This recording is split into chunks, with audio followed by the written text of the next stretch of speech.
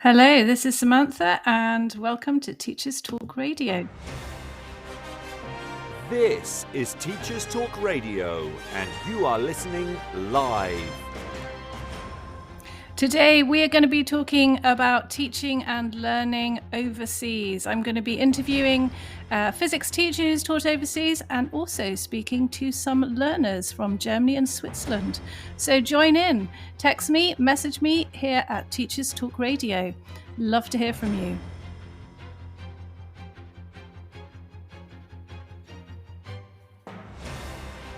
This is Teachers Talk Radio, and you are listening live. Tune in live at ttradio.org, or to join in the conversation, download the Podbean app and search Teachers Talk Radio. Follow the hashtag TTRadio. Tune in, talk it out with Teachers Talk Radio.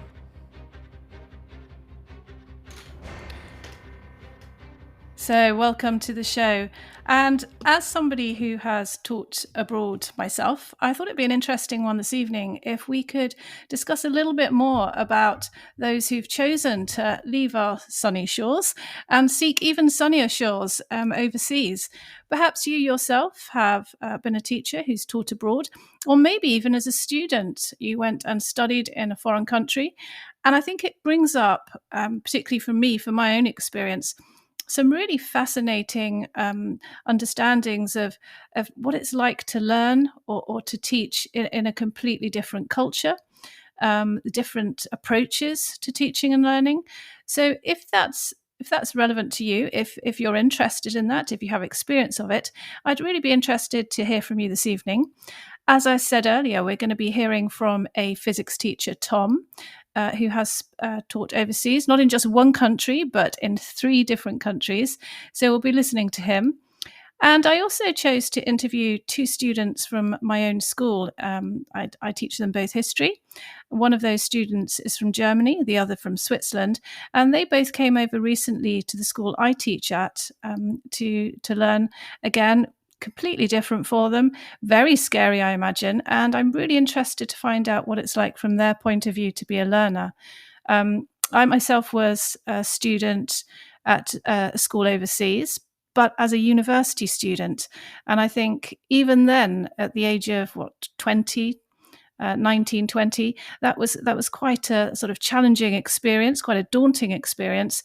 And we have at the school I teach in, much younger learners than I was. So we have students coming in at 14, 15, etc. So I do think it really raises some interesting conversations about what it is like for our young learners and how we as teachers can really best support them. So before we continue, let's have a little word from our very kind sponsors. Here we go. I've always considered myself to be a caring head teacher who acts sensitively to support staff mental health. But what I found increasingly difficult was managing the negative impact on staff mental health when resolving issues related to their employment or daily work.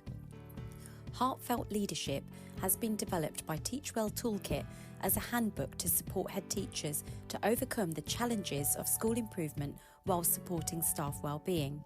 We know that difficult conversations can quickly turn into conflict if procedures are not fully transparent, understood and followed.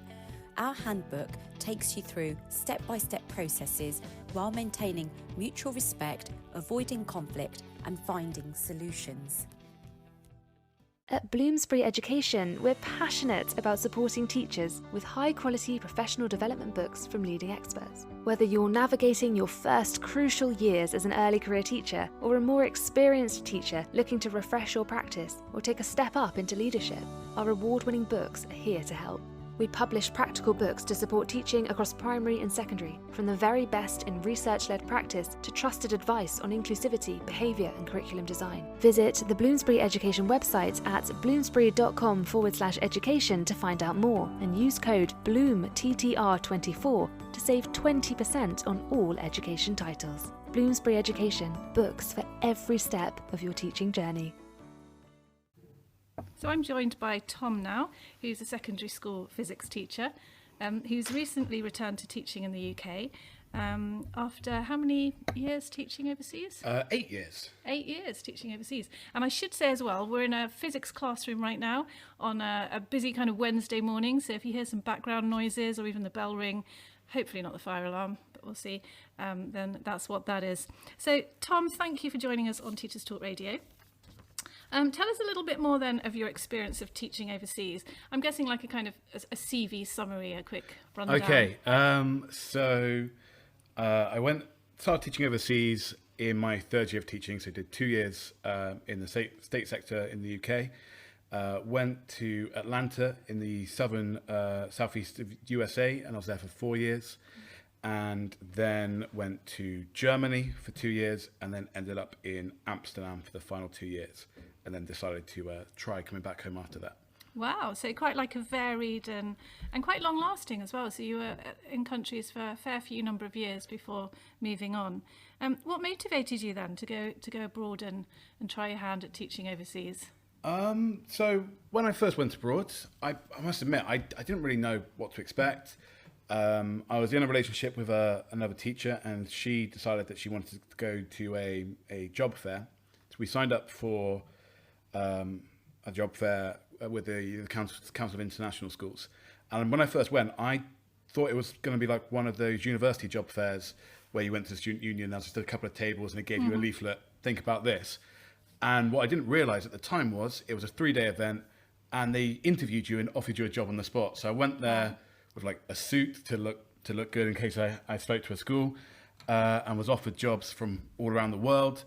And I remember it was a very, very snowy day, and trains getting back were all being delayed. And so I basically made a decision on the spot to just go with my gut instinct and agree to a job at a place I'd never been to before on the other side of the world. And it was the best decision I've ever made in my life. It was fantastic. Yeah, no, I have to agree with that. It's a funny thing, isn't it? But like you say, that spur of the moment, because I had the same thing. I worked in Belgium for 5 years, and I had this moment where I was just flicking through the TES, heard of other people who were taking jobs abroad, and I just saw it and thought, you know what, this one, why not? Just a little lucky dip, and if it goes nowhere, it goes nowhere. But I do remember phoning my husband, and he was in a pub, and just saying, listen, I've been offered this job, should we take it? I've got to respond by tomorrow. And his response was, yeah, let's do it. They've always said that they should have made a like a fly on the wall documentary following some people around, the highs and the lows. If you're a physics teacher like I was, I went to one before, people were like almost grabbing me as I walked past their booth, saying, oh, "We've seen your CV, please come interview us." And then there's some subjects which are just not as in demand, but it's a massive thing. It's a huge decision to make, but if you make the right one, it can be really, really rewarding. And I don't regret. It's definitely something worth looking into. And what did you sort of most enjoy about it? I mean, I know you've done several different countries, but yeah, each country had its very different pros and cons.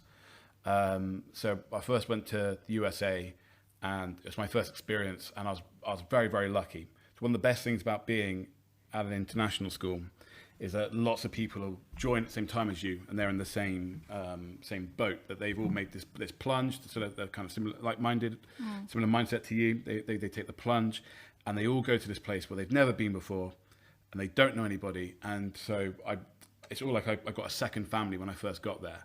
And even though that was 11 years ago I first went there, we're still really good friends. We're living all around different parts of the world, but we still try and meet up every now and then.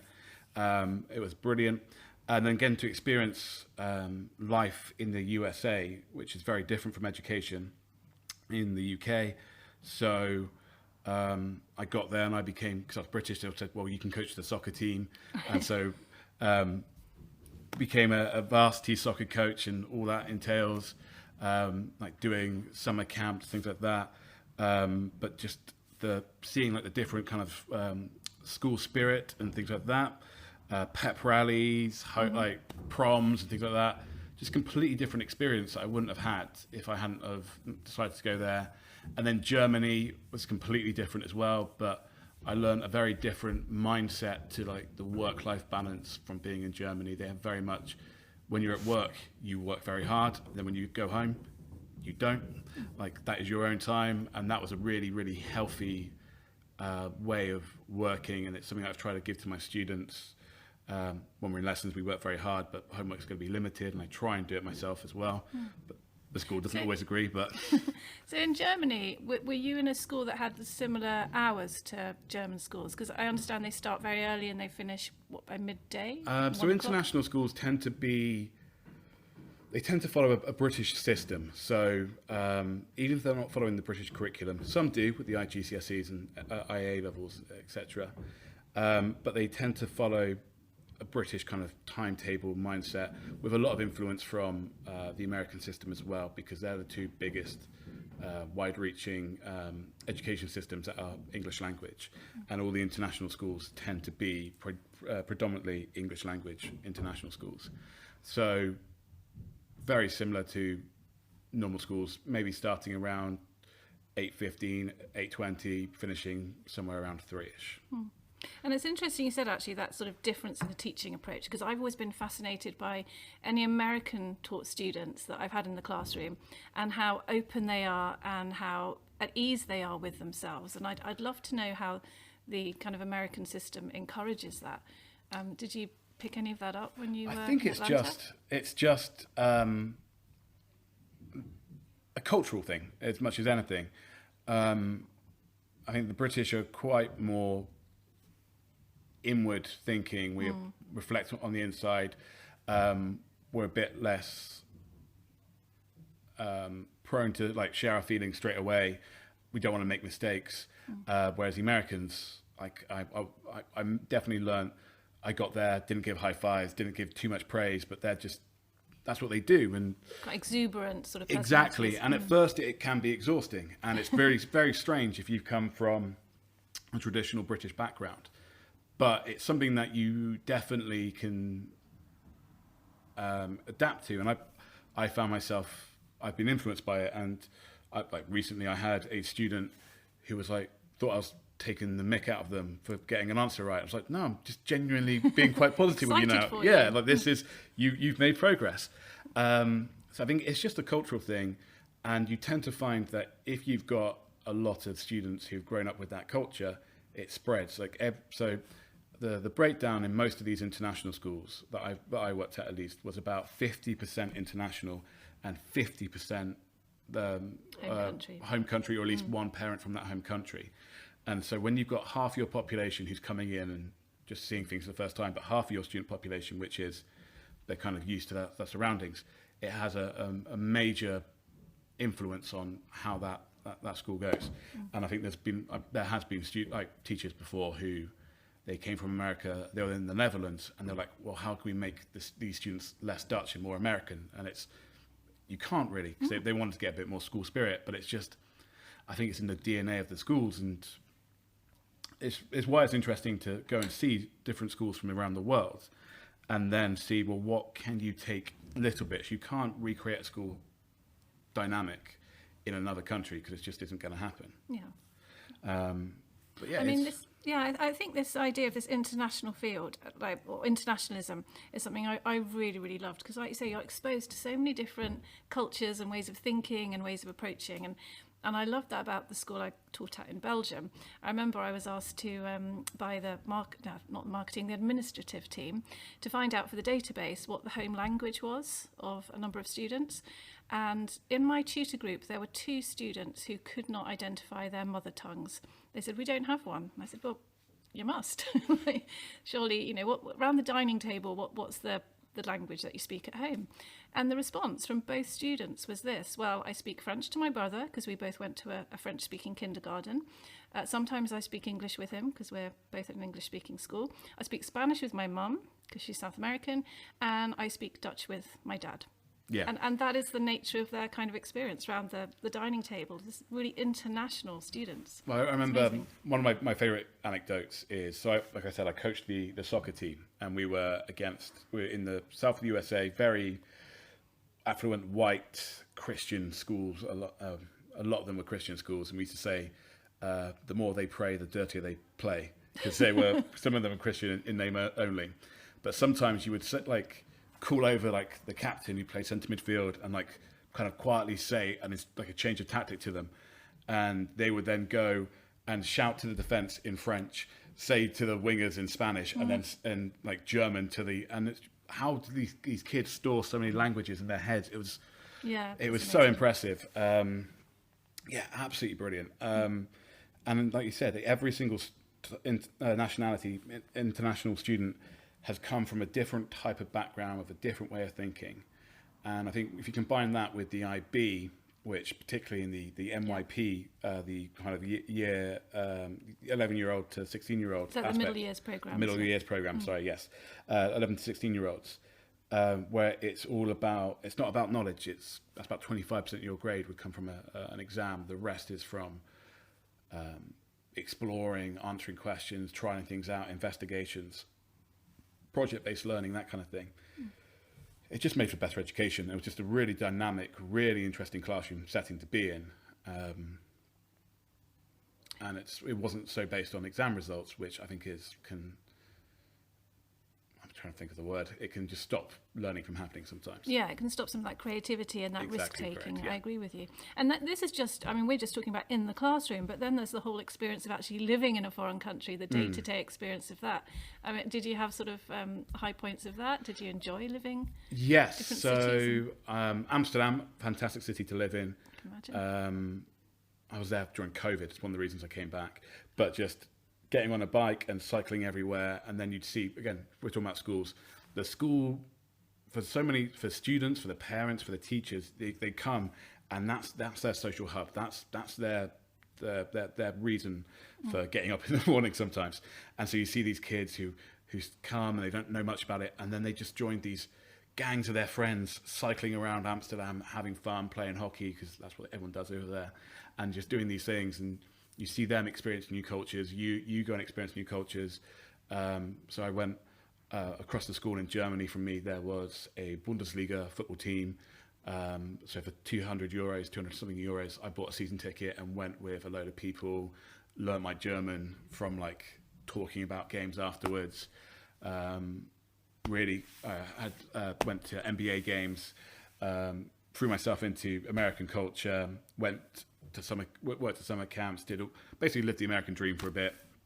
And it's just, my advice for anyone who goes abroad is just say yes to every experience, because you might not like some of it, you might love some of it, but it's very easy to get in the same kind of habits that you have at home, where your weekend just becomes for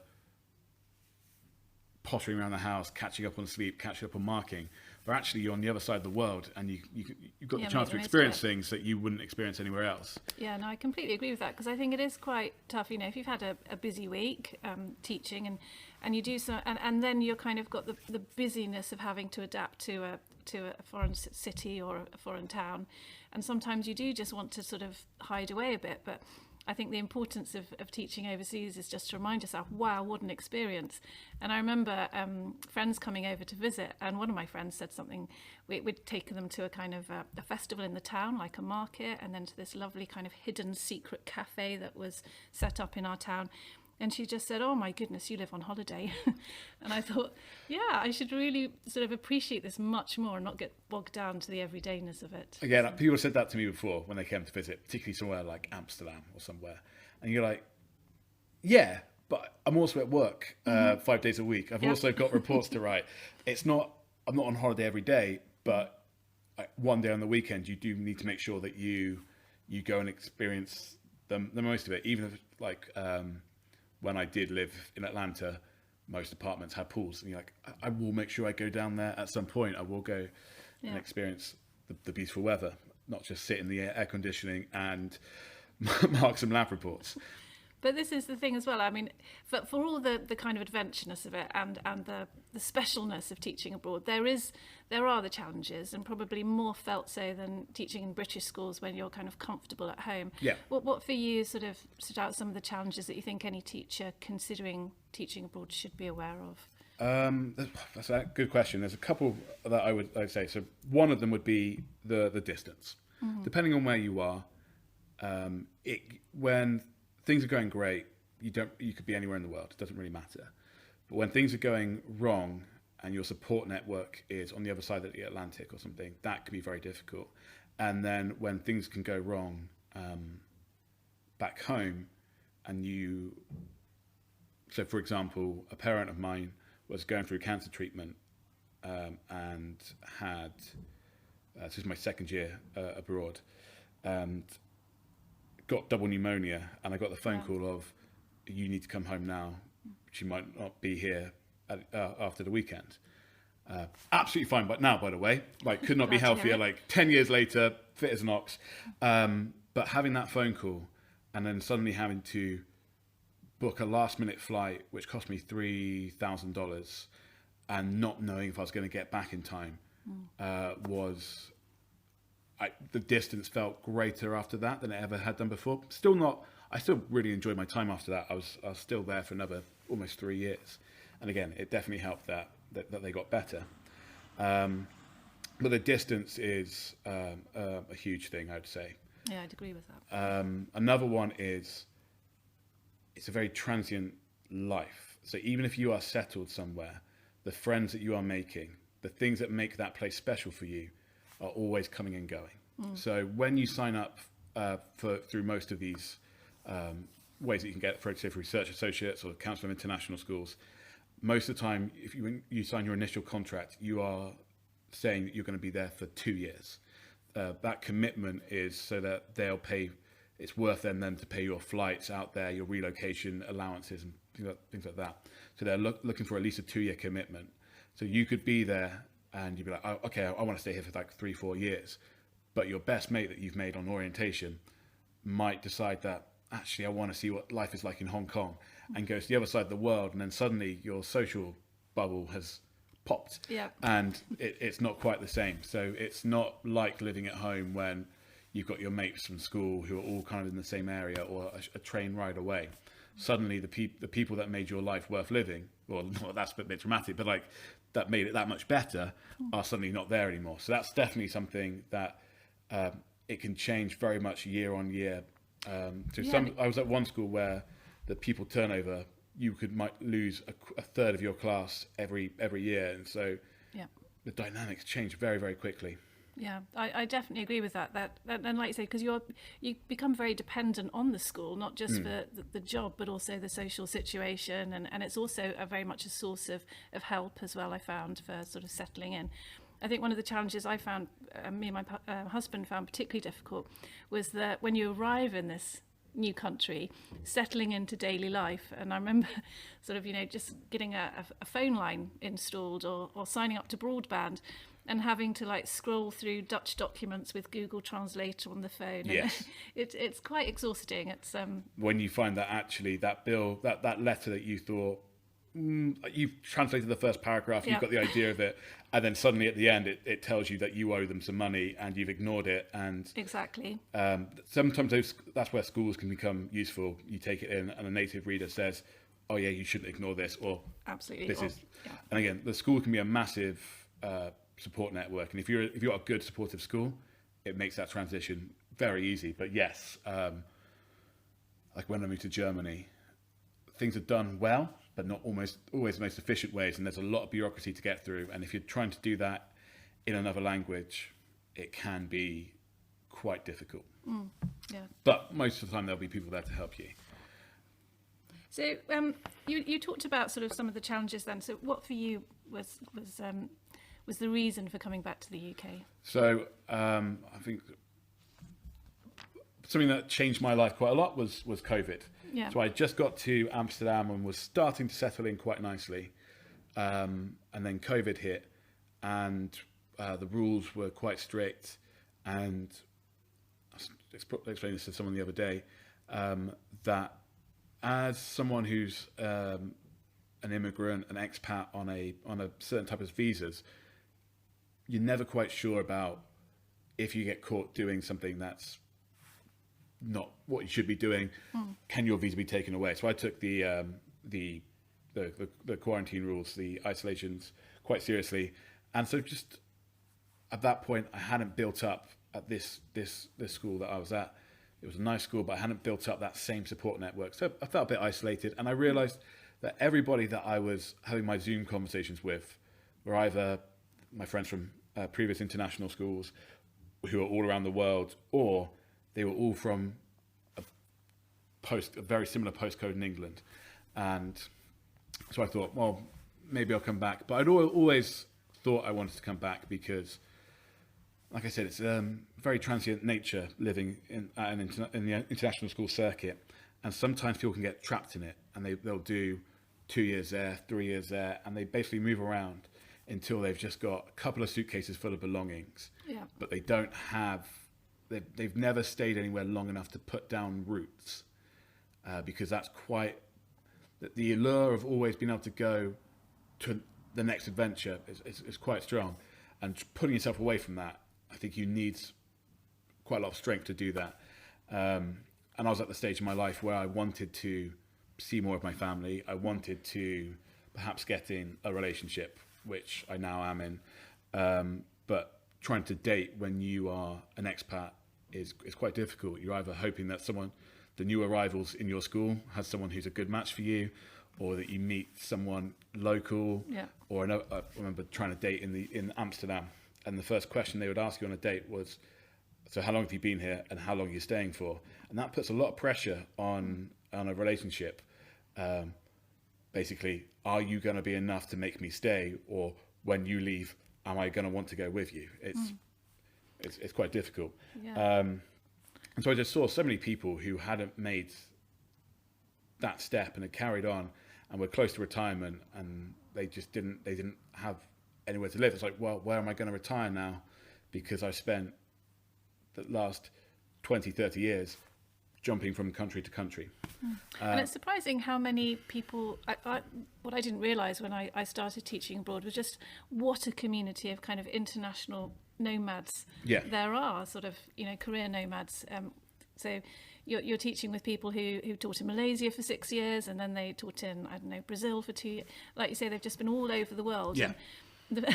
I don't know if you saw this though, but one thing I did find funny is when I came across teachers that have literally spent their whole professional life jumping from country to country, or moving from country to country, and they've had children, but their children will refer to Tesco's and Sainsbury's, as though they're sort of UK locals, but yet never have lived in the UK. Or I always found that quite amusing.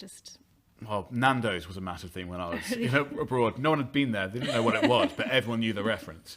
So people move around. And what's quite interesting is once you've got into that circuit, there's that 6 degrees of separation becomes a lot smaller. Yeah. So someone who has worked at that school. Someone's like, oh, I'm thinking of going to this school. It's like, and they'll sit at their school and they'll be like, oh, Tom's worked there. Yeah. Go and talk to him. Or you'd be at a job fair, and you'll bump into your old head teacher. He's like, well, where are you looking? It's like, you'll say school. I know him. And you'll go and talk, and basically you'll get a glowing reference face to face, and you skip the first. It's definitely a really strange family dynamic, and it's brilliant. Like I can't recommend it, getting into it enough, but at certain points you have to decide if you want to stay in it or if you want to leave it, because I remember always having conversations. I'd come home for a wedding or something, and there'd be someone who got a job and got married like straight out of uni or something, and they'd look at my life and they'd be like, oh, I'm so jealous, you get to do this, this and this. And then I'd look at their life and be like, well, I'm pretty jealous because you've got a house, you're saving for this, you've got a family. And it's very difficult to have it both ways, I think. I so agree with you. This idea of putting down roots, I think, is something that pulled me back to the UK, because I felt it's a bit like when you go abroad, it's a bit like living in a hotel room your entire life. It feels like the kind of excitement of getting there, you're on holidays and it's exciting, and then you sort of settle into it, and you feel as though you're always living out of a suitcase, sort of psychologically. It's things like, just going to the market, our local market, and just not being able to converse as easily or as naturally with people as I might have done back home. And that's something I began to really long for. I just want to be able to go out and feel very kind of at home, literally.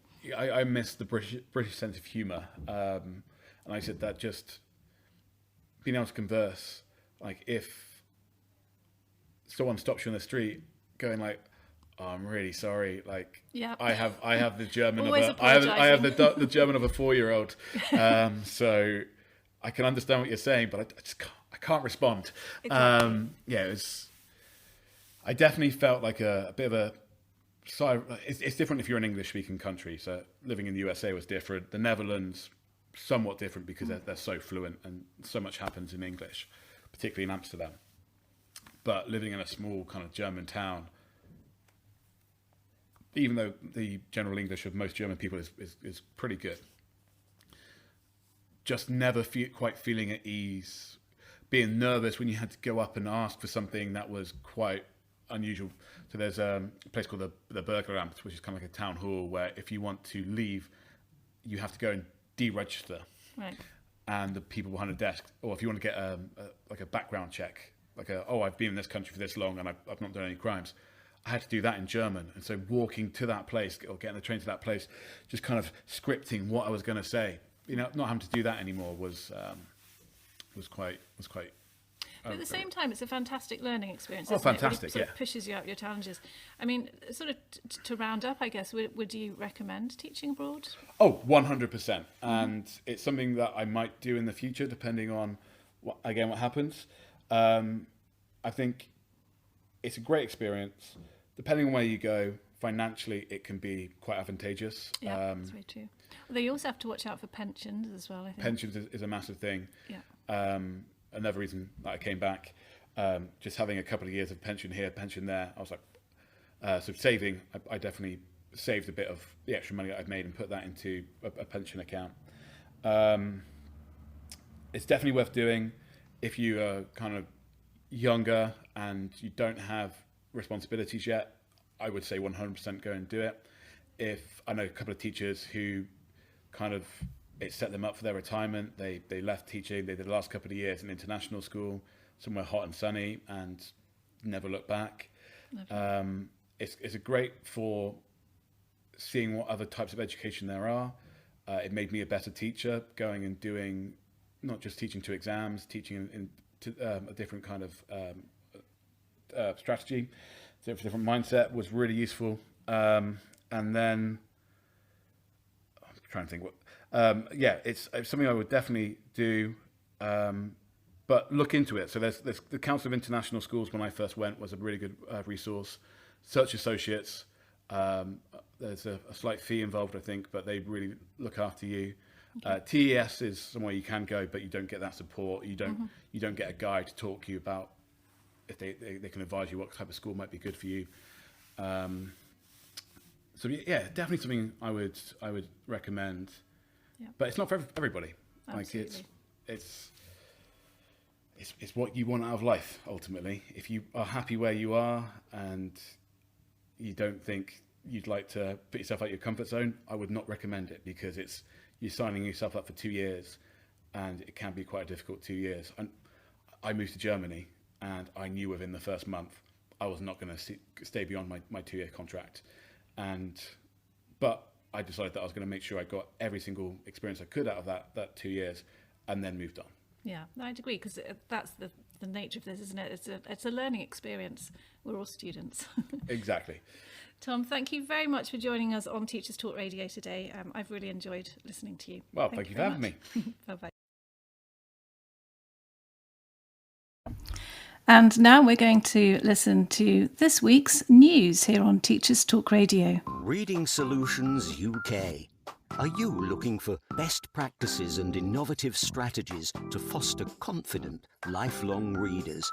Join the free online International Reading Conference on the 11th, 12th and 13th of June.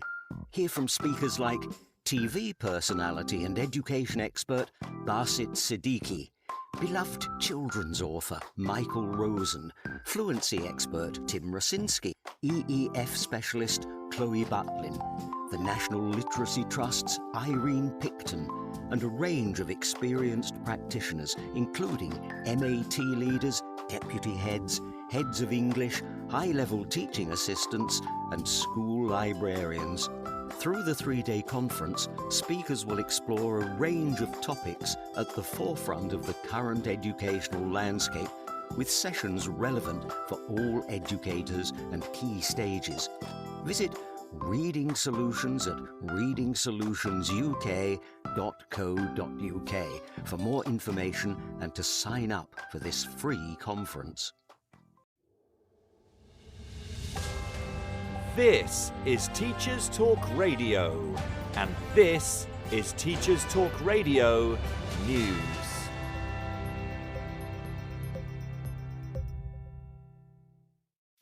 The BBC reports on proposed changes to sex and relationship education guidance for schools in England.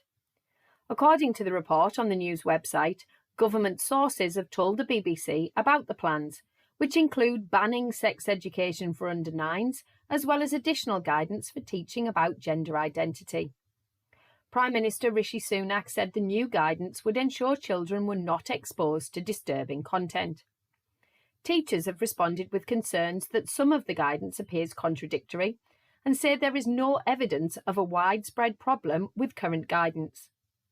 The new plans say secondary school pupils will learn about protected characteristics such as sexual orientation and gender reassignment, but makes it clear that schools should not teach about the concept of gender identity. It said it was right to take a cautious approach. Education Secretary Gillian Keegan, speaking on BBC Breakfast, said biological sex is the basis of relationship, sex and health education, not these contested views. ASCL's General Secretary said that it was important that banning the teaching of gender identity did not shut down discussion, and that young people must be able to discuss this without their teachers feeling in peril of saying something wrong. The new guidance also strengthens rules to make it easier for parents to access teaching materials to see what their children are learning, although many point out that this guidance is currently in place. Lucy Emerson of the Sex Education Forum said, "If topics were to be restricted, it will leave children even more dependent on getting answers from online sources." The draft guidance is now open to a 9-week consultation, but once finalised will be statutory.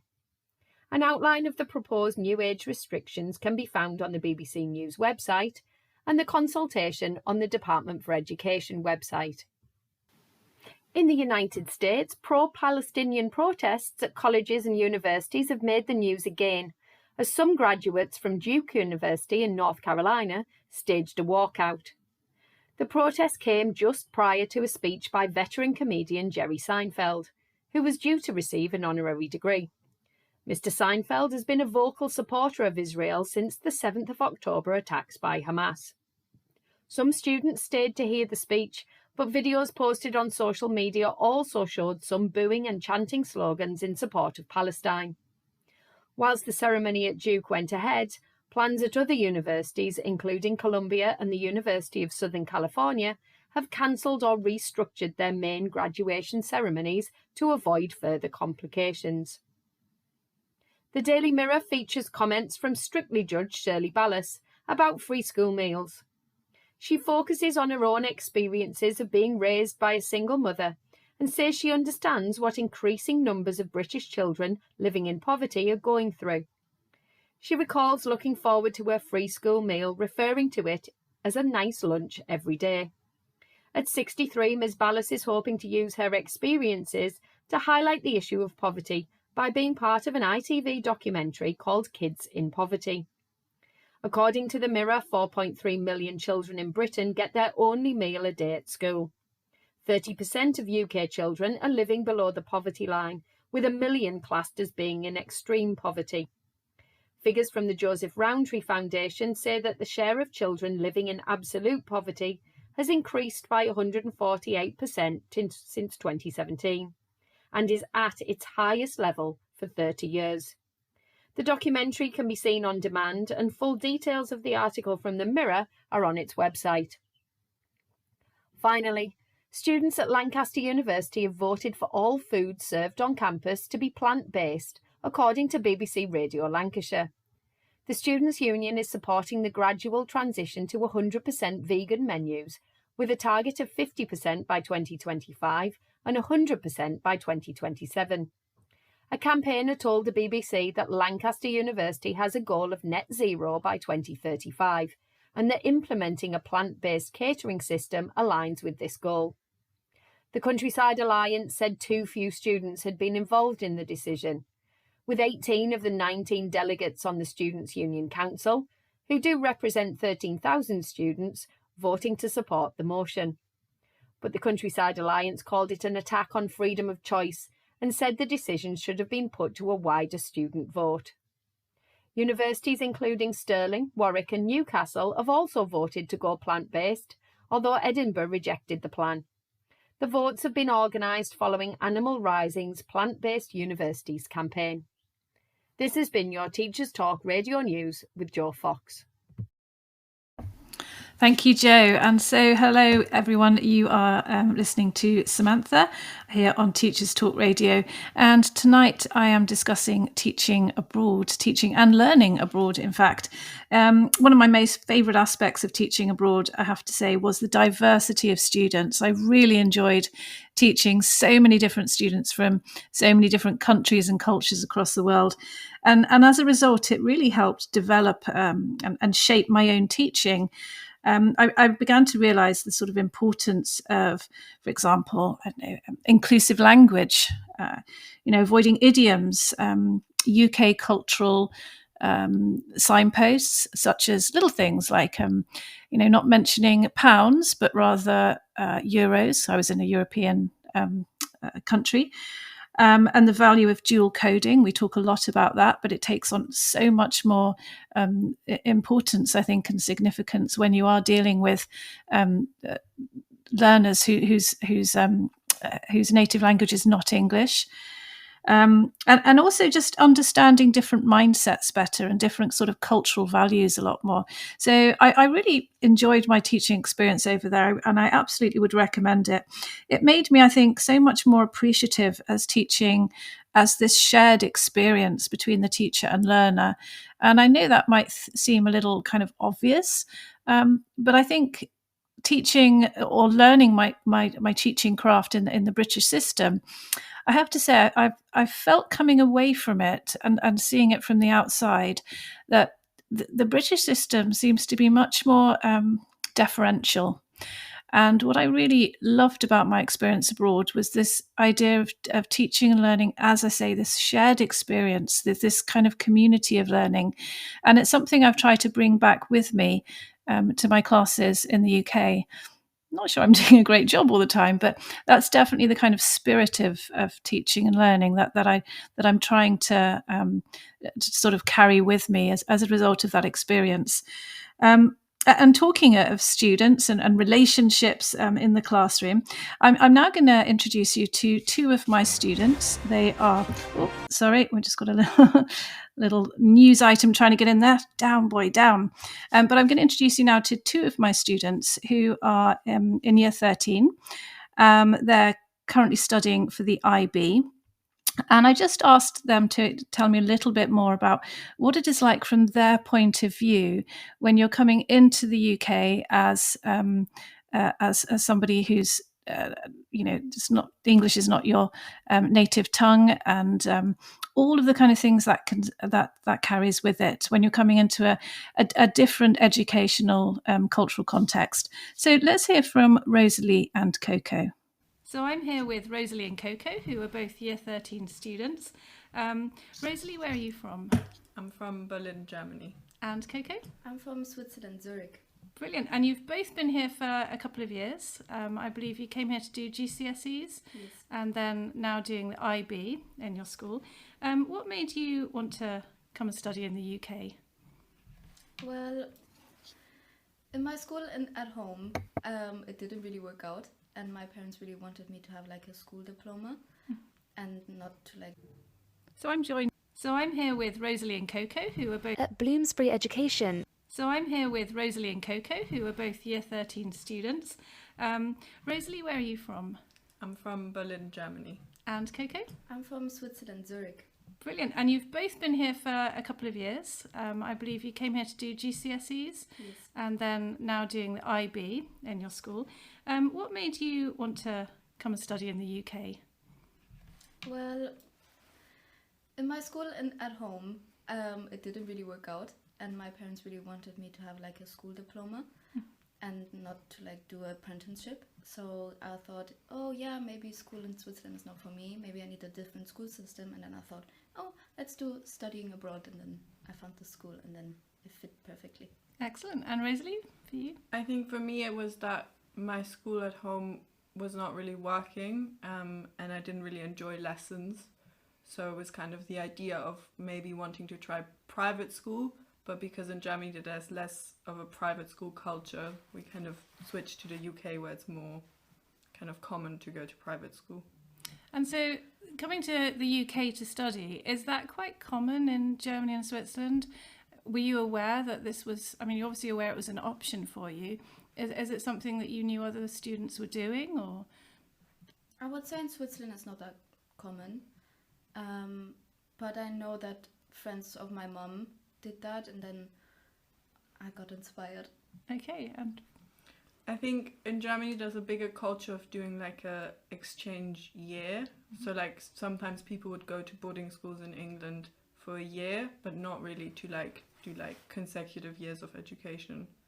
So it was more, yeah, that's just what worked for me. I see.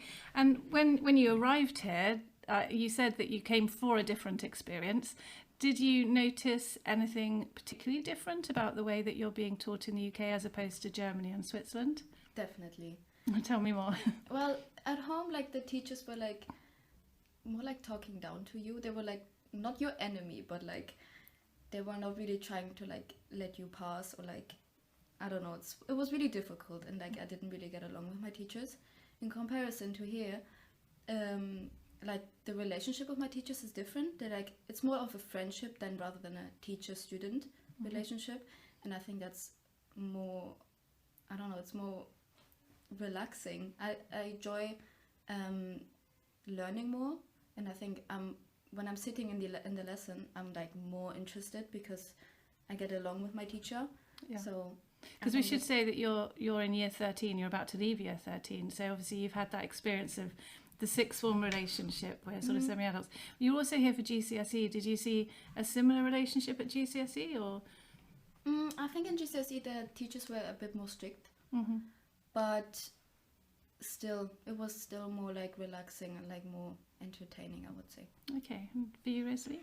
I think for me it was also like the kind of teaching and learning experience. I think a big thing about it was the class sizes, because in Germany a common class is like 32 students per class, and then there's one teacher, so it's kind of that structure of they tell you something, you fill out some kind of worksheet, and then that's it.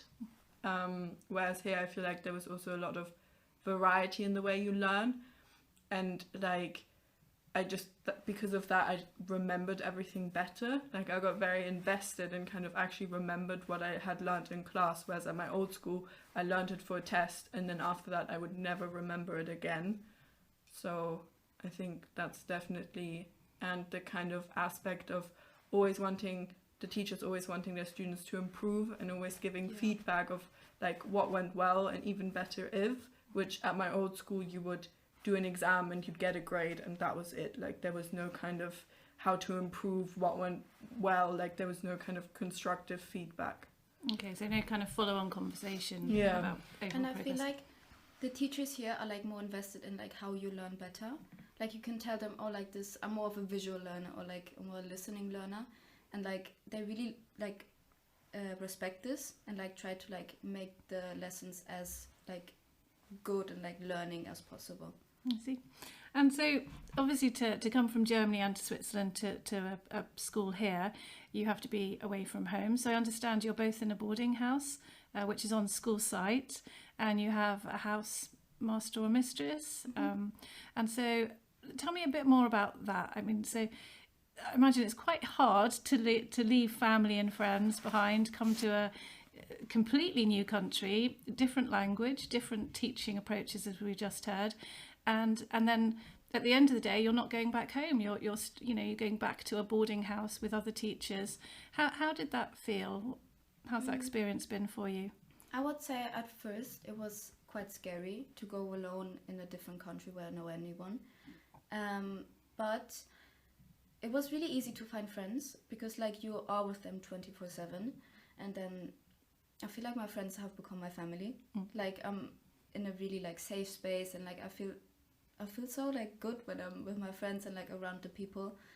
And the boarding staff are so supporting. Like, of course they have some rules and stuff, but like if you follow the rules, they're really nice to you, and I love it. Honestly, it was the best decision I've ever done. Oh, it's nice to hear. What about you, Rosalie? Yeah, I think in the beginning, I think it was especially hard being away from my parents.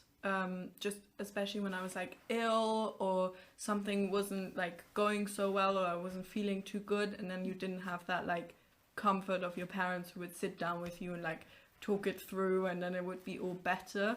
But I think especially with time, like I found really close friends who kind of act like that in those situations. Like if I'm really stressed about something, they'll like sit down with me and kind of have like a talk about it and try to find a solution, which was just kind of a dimension of friendship which I hadn't had at home, because it was more like you meet up to hang out and have fun, and then you go home, and if you have a problem you kind of deal with it at home.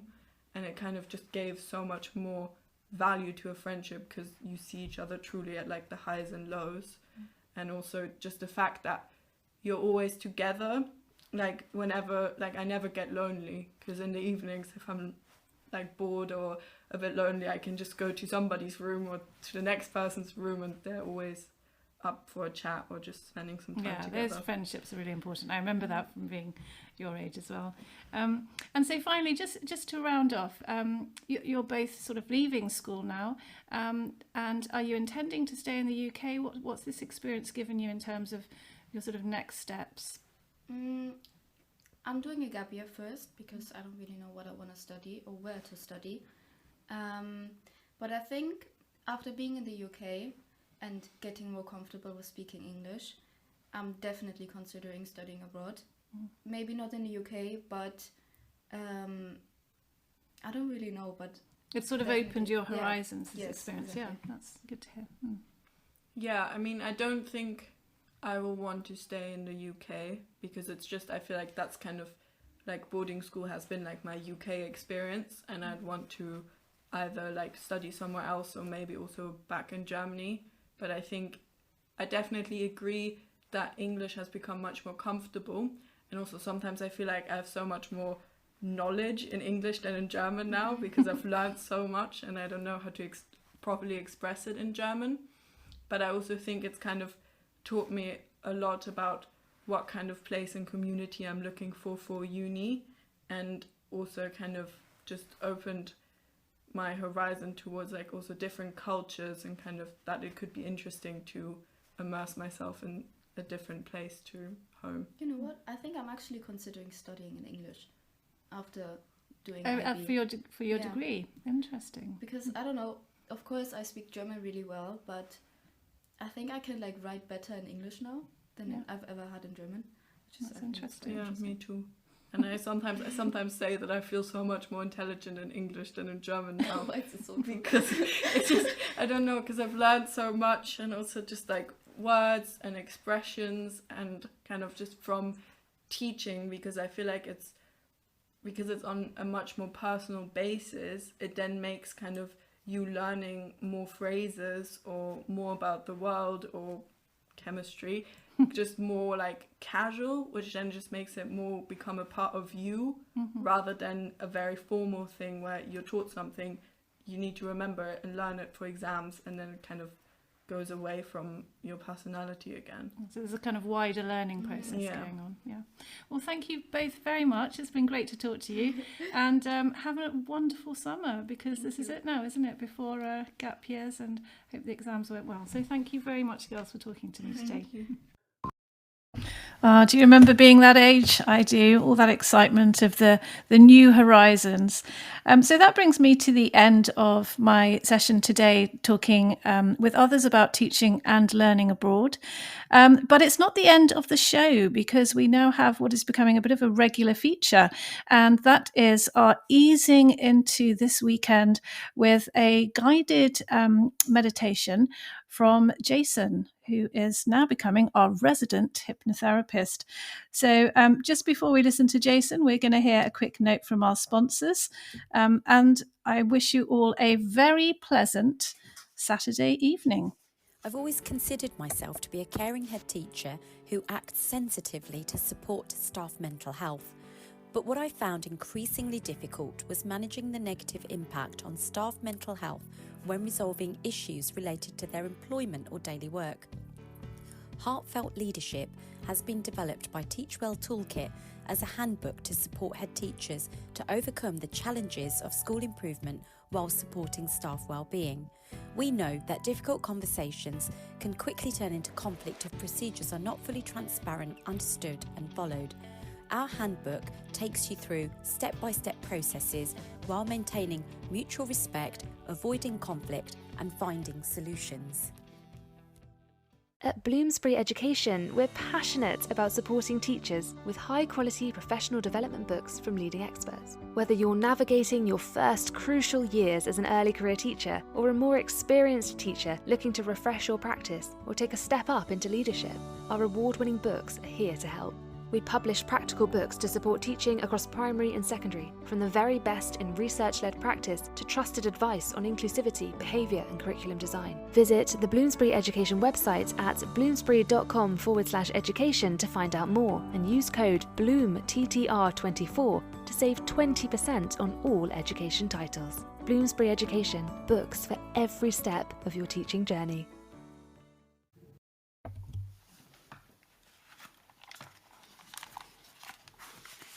Oh, thank you, Sam, for that. And, well, just a chance for everyone just to relax now on the Saturday evening. But I just wanted to share a couple of thoughts with you just before we get started on some guided relaxation. And that's about anxiety, which I often speak to people about.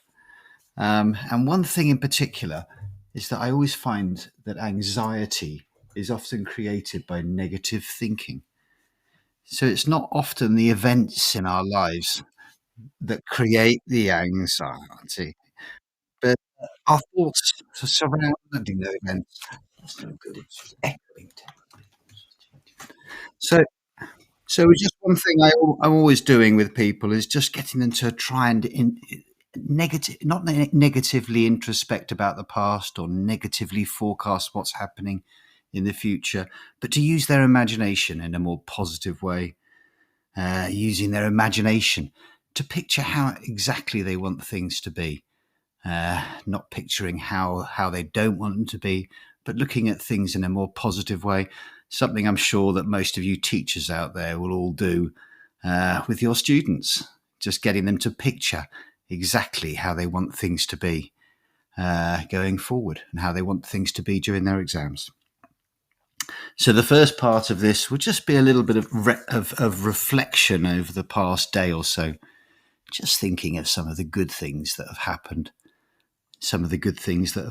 over the past few days. So just get yourself into a nice, comfortable position, and we're now going to have a bit of time just for you guys, just to relax, kick back, nothing else to do except to relax. And we're going to start off just like we normally do. Just like we did last time, just getting some of the muscles of the body nice and relaxed. Just focusing on the muscles of the face, just to start off with. You're relaxing your forehead and your eyes and eyelids. And relaxing the mouth and the jaw muscles.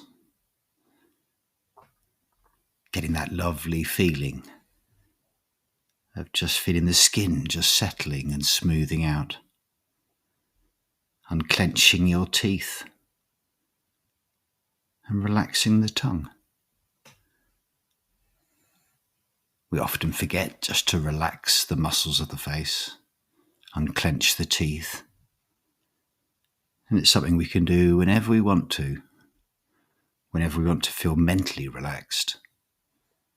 Or you can just focus on one or two muscles of the body and just help yourself to physically relax. They're both so closely connected. Just thinking about your neck and shoulder muscles now. And into the tops of your arms. Just letting all the tension drain away as you think down through your elbows, into the forearms, and down through your wrists, and into the hands, right the way down into the very tips of your fingers and tips of your thumbs. Just letting all the muscles, all those muscles, just let go and relax.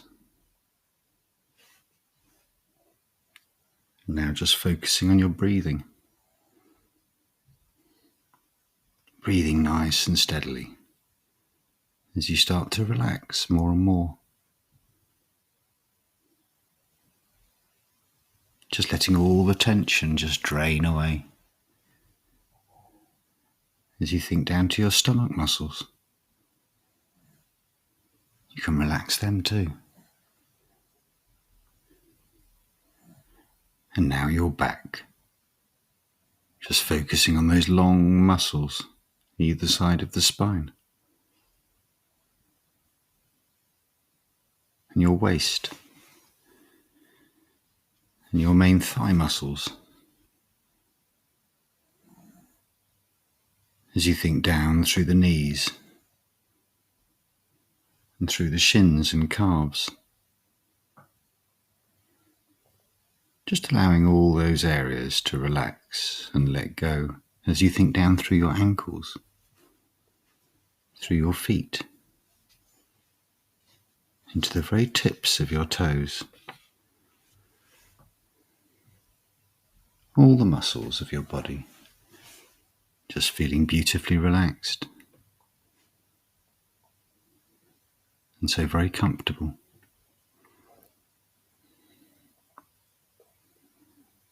And as you're doing this, as you're feeling yourself nice and relaxed, feeling all your muscles beautifully relaxed and calm, and if you were to imagine as relaxation having different levels, how we know the difference between being a little relaxed and completely relaxed. 2 points, separated by different levels, perhaps many different levels.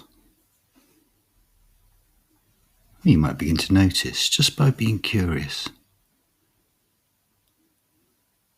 Might begin to notice what changes,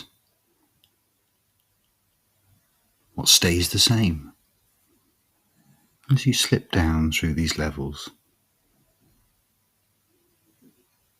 And in whatever way you do this, just imagine yourself just sinking down to the level below. And again, just noticing what changes, what stays the same. Just another part of your journey. And because you're relaxing, well, this releases endorphins into the bloodstream, bringing us the good feelings that we experience. Hormones that rejuvenate. Hormones that cleanse and repair. So as you allow yourself just to sink down to the level that's just right for you today, you can just let your mind drift back over the past few days and just focus on one or two things that maybe brought you something, things that you're pleased with, things that you might consider to be gifts to you. And everyone's different about what they notice. It could be something someone said or did. Maybe a moment of learning. Maybe a smile. Laughter. Maybe maybe something in nature that just caught your attention. Doesn't really matter what the nature of the gift is. Doesn't matter whether it's big or small. Just allow your mind the time to find just one or two things. And maybe wonder what part you had in bringing them into your life. It might not always seem obvious how you're connected to these things, but it might begin to dawn on you how much more you're part of their existence, more than maybe you used to think. And you might even find that each time you do this, you might find it easier and easier to find these things. And neither of us know when you'll notice something. Just notice something through the day that you might later regard as being a gift, and this might start to happen more and more often. It's often the case that people are surprised where this begins to lead to. New directions, new opportunities.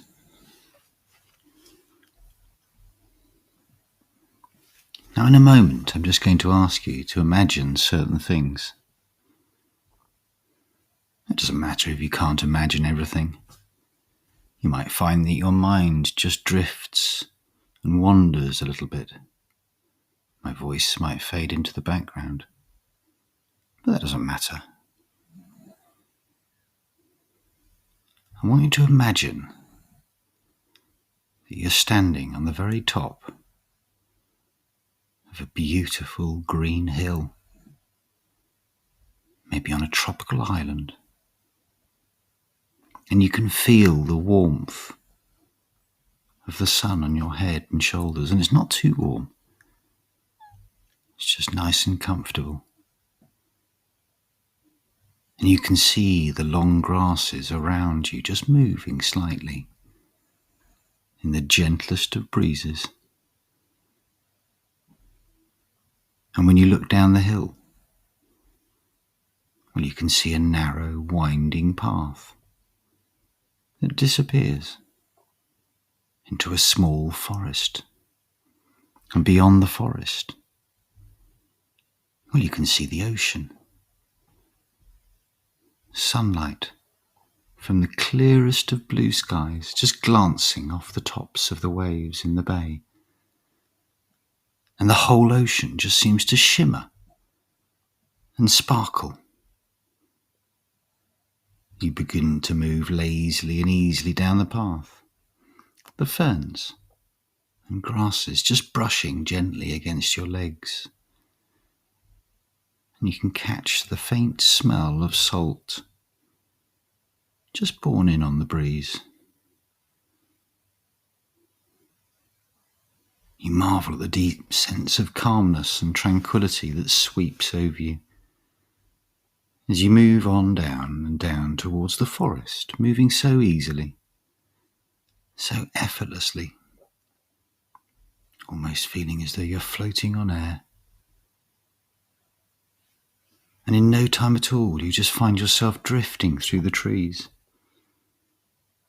their leaves closing overhead, almost forming a canopy, their branches just making an irregular pattern against the clear blue of the sky.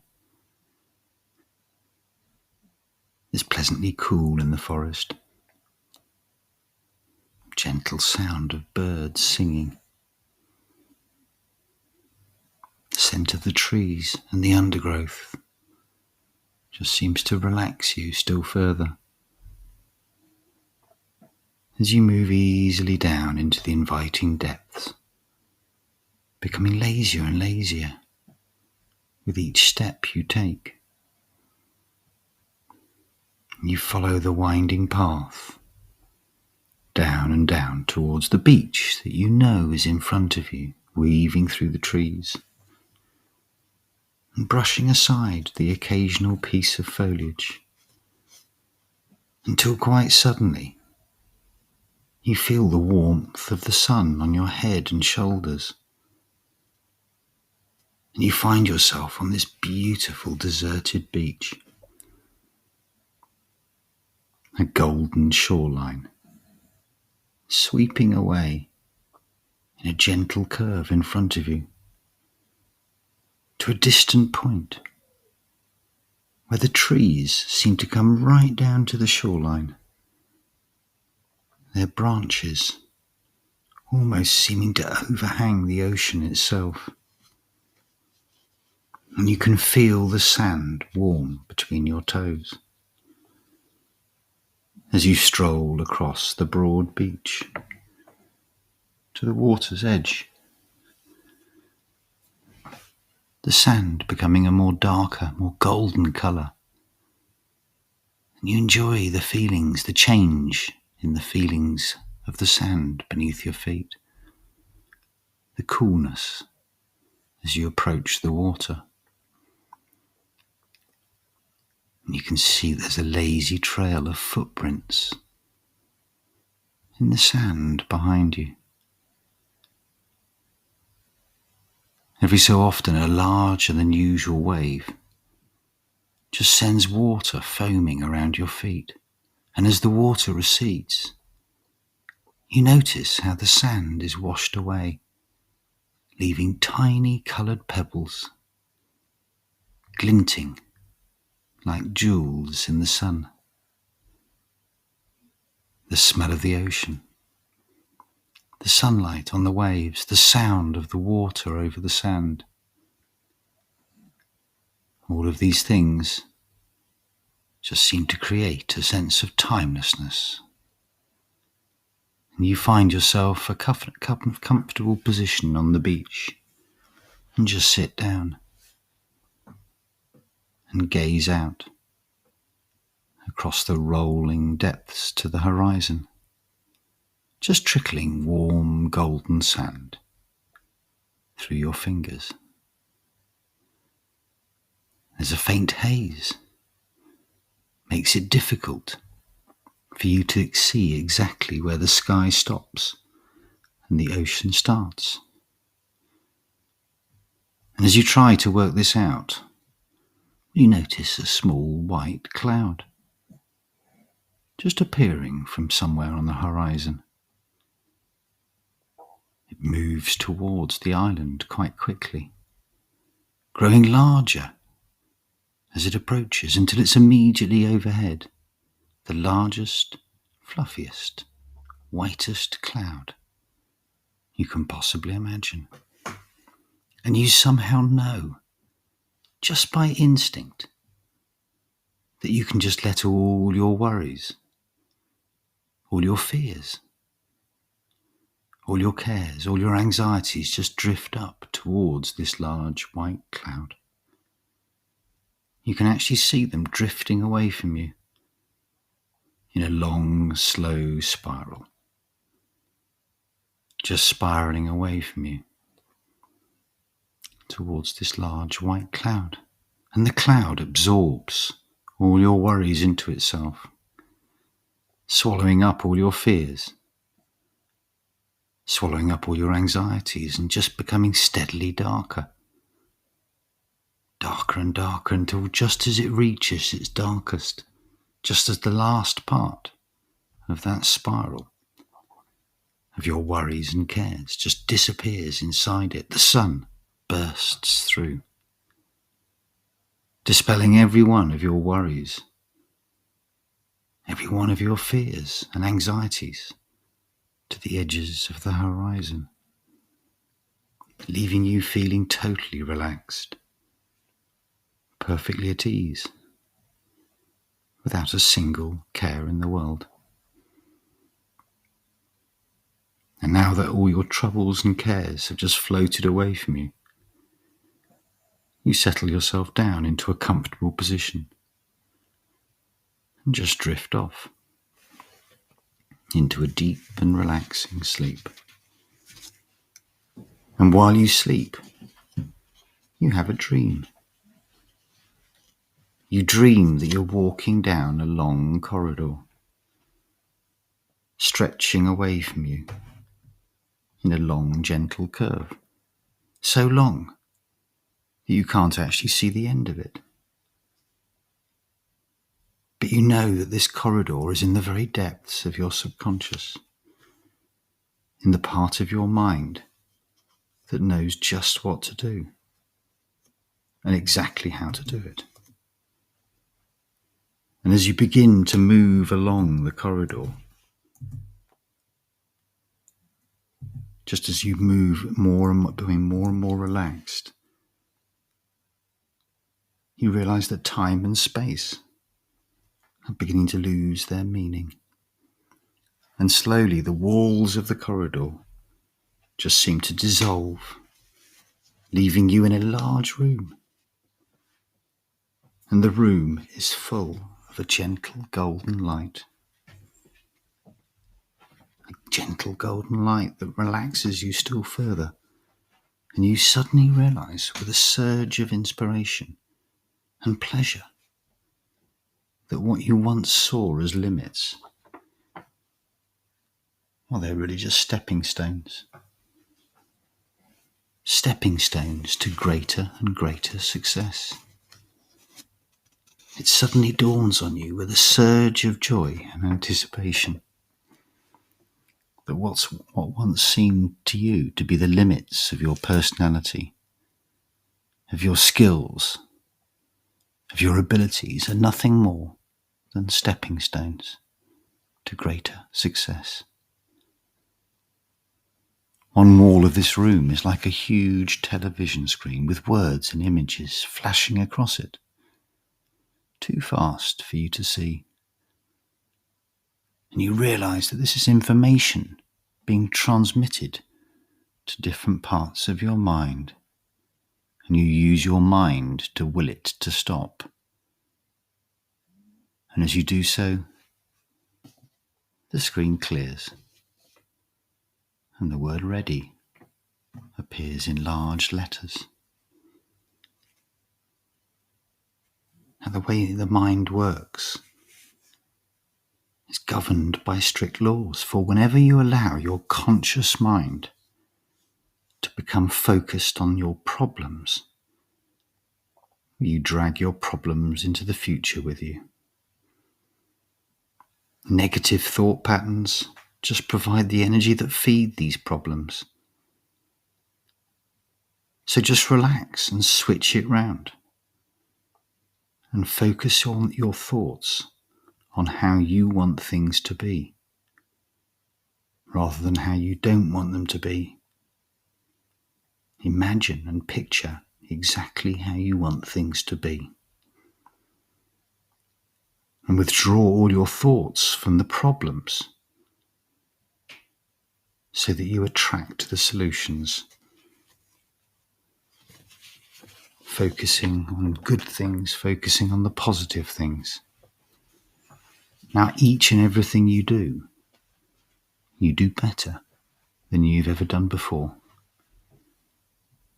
You approach each new task with complete ease of mind, knowing that you're relaxed and in a perfect frame of mind. Calm, relaxed, and confident. Every day your confidence grows. That means that tomorrow your confidence grows. And the day after, it grows stronger still. As you practice being more and more confident, so your confidence grows further. Feelings of self-worth become more strong and powerful. Each day, with each new situation, whenever you need to, you take control. Calm your mind. Disregard troubles. And you are calm, relaxed, poised, and confident.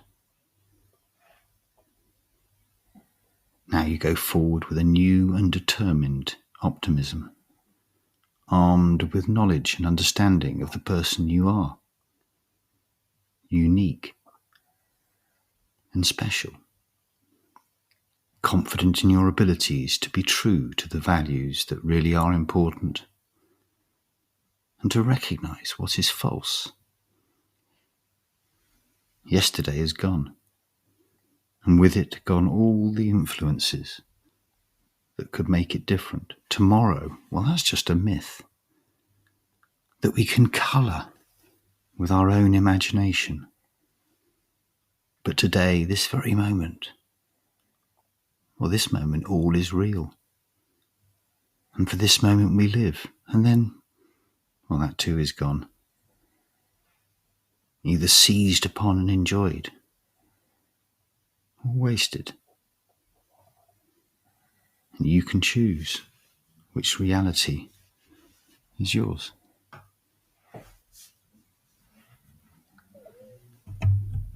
Jason, thank you very much for another guided meditation.